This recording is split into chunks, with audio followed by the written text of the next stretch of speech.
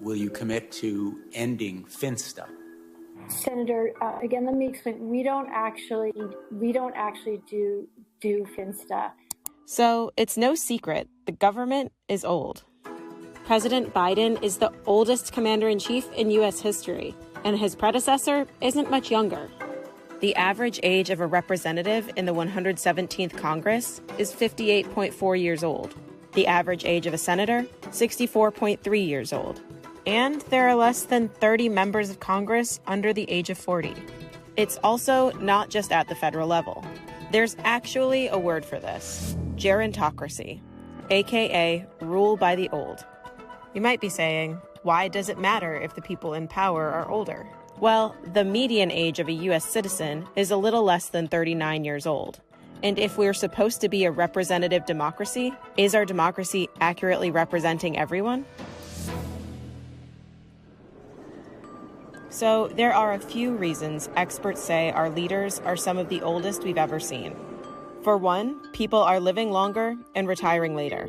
And it's hard to get rid of people who are already in power. Even though most people don't think Congress is doing a good job, even though most people don't have a lot of trust in government, they overwhelmingly re-elect their members of Congress. So they think everybody else in Congress is doing a bad job, but their member is doing just fine. I find myself once again in the same position. For young people trying to break in, there are a lot of barriers. Take it from a millennial who tried.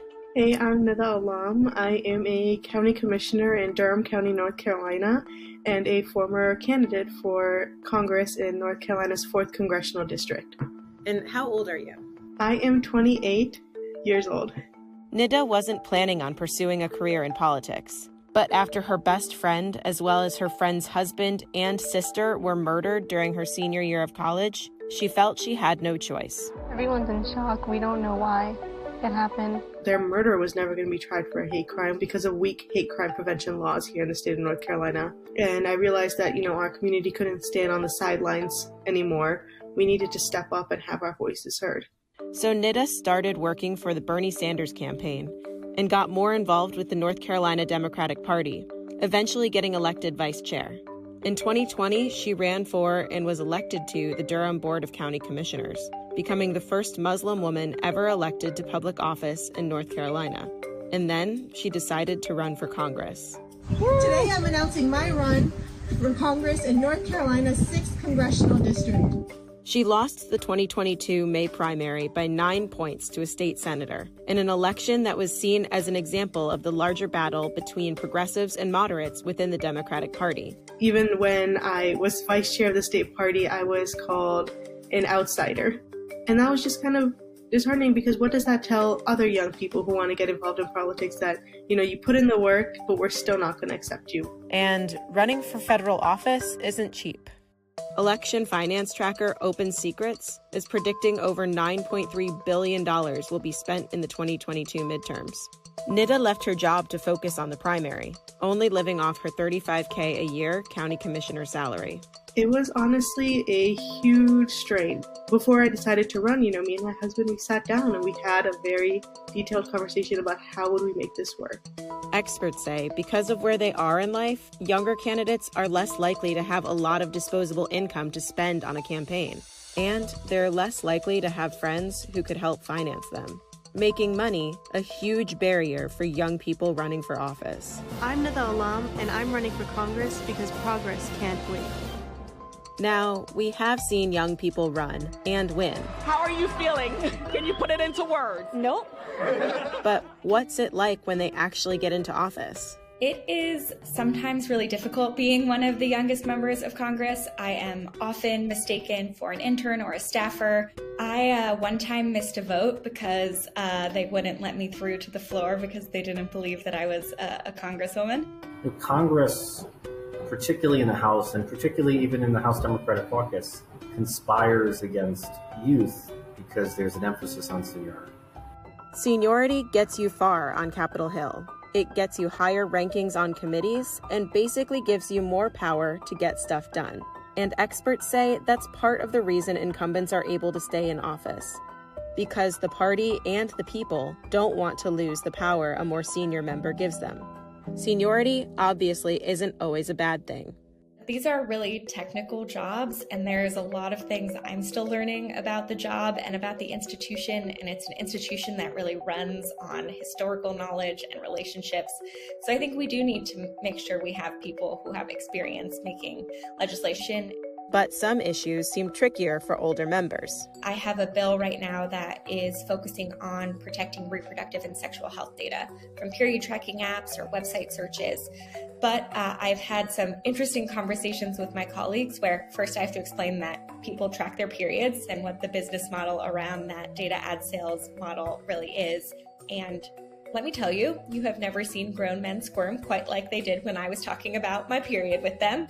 We should be talking about periods and birth control and the health care that millions of Americans need for our everyday lives. Yeah, age isn't the only thing lacking when it comes to representation. Only 28% of Congresspeople are women, despite women making up half of the U.S. population.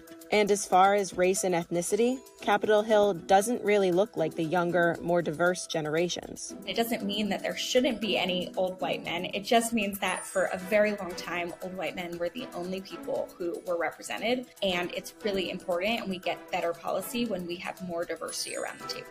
Everyone has a right to see themselves in their elected leadership. That sentiment is the beating heart of our democracy. So what does a gerontocracy mean for our democracy?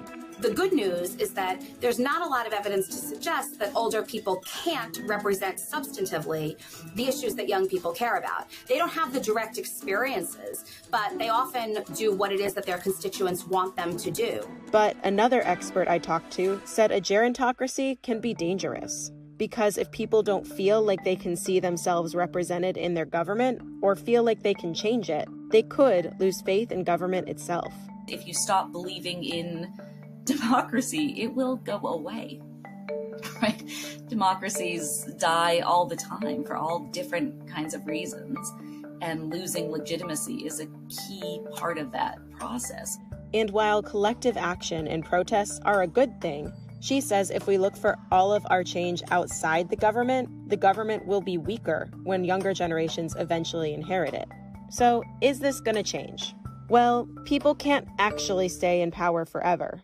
We're even starting to see Gen Zers run for federal office. And there are groups specifically trying to recruit young people to run for local and state elected seats. Young people built America, and young people will carry it forward. But as far as term limits or an age maximum to run for office, experts say that's unlikely. In order for there to be a law or any kind of bill passed, the incumbents who are currently in Congress would have to be the ones to pass it, and they're not going to be likely to limit their own power. Second, it's explicitly ageist. It's hard to imagine a situation whereby a member of Congress who's doing a good job and is able to get reelected doesn't continue to seek reelection. We think about a lot of these people that have been in Congress for 30 or 40 years, and most of them would have said they had no intention of being there that long, but they liked the job that they were doing and they thought they could deliver to their constituents. I have no reason to believe that younger members don't feel the same way. So, how do you sustain a business model in which users don't pay for your service? Senator, we run ads. I see.